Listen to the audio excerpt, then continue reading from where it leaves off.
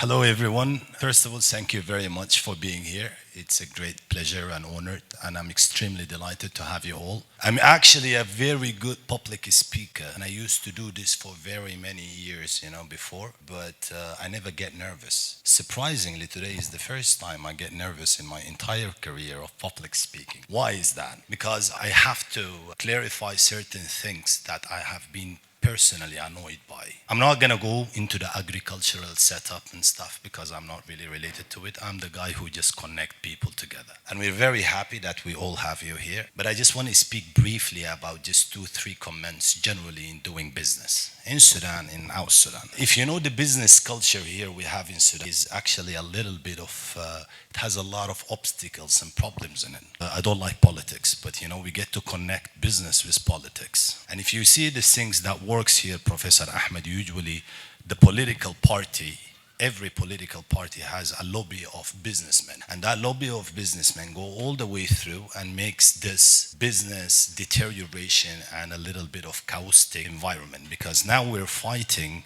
in the business sector where we don't care about the politics there. We just care about the exchange of goods and services among businessmen. So we should not really, a lot of business methods and business school disagree with me. They believe that the politics is the backbone of the business, which I personally, this is my personal hypothesis, I disagree with that. Because if you look at the whole entire world, like people usually, the business, it pushes the politics, not the politics that actually pushes the business. But somehow here, when you want to do, like, let's just say we want to join venture with any external company, you will find like political issues, political constraints, and we do understand their fear of not coming in and of not joining in and of not being able to do further business because they see the surrounding and they're not really secure in it. So, if you want someone's money, tell him, listen, come, give me your money and let's invest. The first thing he'll ask you about it, am I secured there? Right? So what we're trying to do here, Your Majesty, in the business club, we're trying to have a secure and safe platform. Otherwise, if we don't do this, we will not be able to engage any business, not agro-business, not industrial business, any kind of business goes first with the security, because security is the basic need of everything, not just business, of the human being needs. First thing you have to go with security. Now, if you look globally at your issues, now globally we have global issues regarding now food security. That's why we thought of having everyone gather together and join together. This is the purpose of this event. Secondly, I want to make things very clear to everyone, because we hear the whisper, we hear like the Sudanese Business Club is related to the militant. We hear also the whisper of the Sudanese Business Club is related to that political party and that. We're not related to anyone. We are a non-governmental organization, and I'm very proud of saying it, that we have been extremely successful over the past 3 years because we've been away from that chaos. And all what I'm asking people about, just want them to give the credit for these young guys, because these young youth, they've been working hard for the past 3-4 years to make this possible and happen. So I really want you to really cheer them, because they deserve to be cheered and they deserve to be appreciated for. Thirdly, the most important thing in the business world element is connecting. We guys here in Sudan, we love being isolated. I don't understand why. Like, we can open up to everyone and we can do business together with everyone. But please leave this conspiracy theory out of the business world and the Sherlock Holmes things and the poof intelligence stuff. No need for this. It's just simply bring in your money.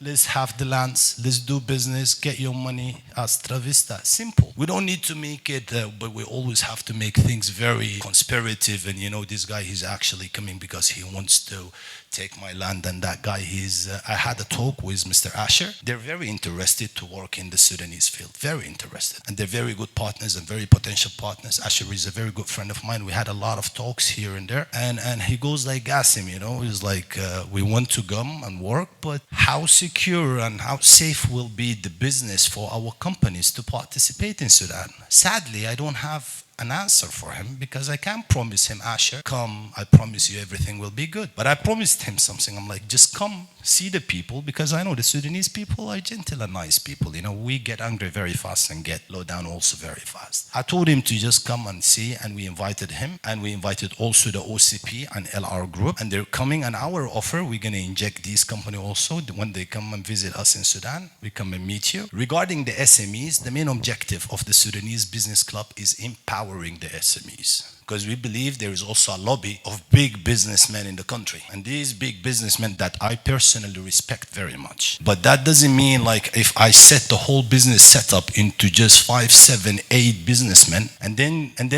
run the entire industry of agriculture for 4, 5 people, that doesn't make sense with the resources you have. What we believe is we can engage more SMEs into that. We can engage more small companies into that.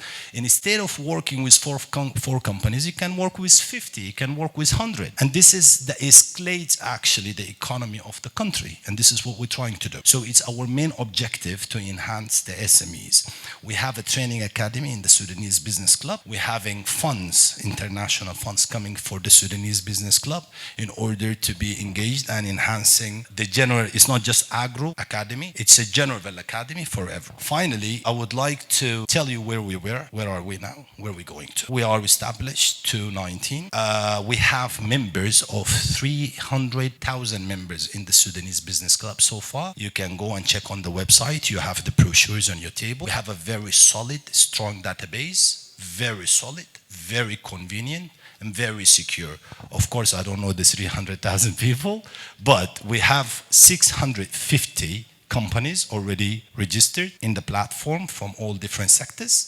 Our strategy for the upcoming 2 years is to increase the companies. The Sudanese Business Club is for international companies and international people to join and see the Sudanese companies available in Sudan securely. They just see it on their platform. We have a new app. You're from Egypt, you just go into the app. I want to work in the agro-business. You have like a database of like 15, 20 agro-business registered with their company profile. You track them, you talk to them, you connect with them with their profiling, and then you do your business securely. Then you come to us, you come to the country, you visit, and you see. We are very familiar with the scamming that goes around in the business. We're trying to overcome this. Last, and please, I'm asking you, please and kindly, let's put the conspiracy theory away, and let's connect all together, and let's do business. And I thank on the behalf of everyone here, Mr. Asher, the WFP, all guests that we're speaking, OCP, LR group, they're also welcome, and we hope we can show them very good results. Upcoming events, we have a mining event that will be taking place 3 months. So all embassies, prepare your mining companies in your country. We have another industrial event will be upcoming, so we want to be ready.